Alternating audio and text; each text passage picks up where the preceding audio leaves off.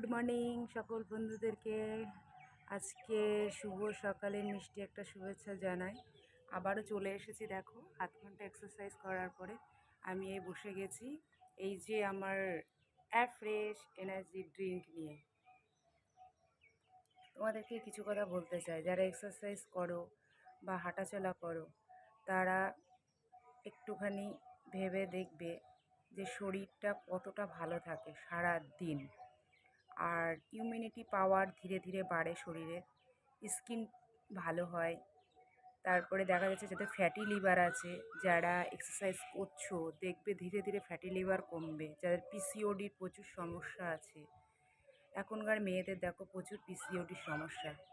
Exercise করো, কিছু কিছু যোগা বা এক্সারসাইজ আছে সেগুলো করলে পিসিওডির সমস্যা থেকে বেরিয়ে আসতে পারবে। দেখো যাদের সমস্ত শরীর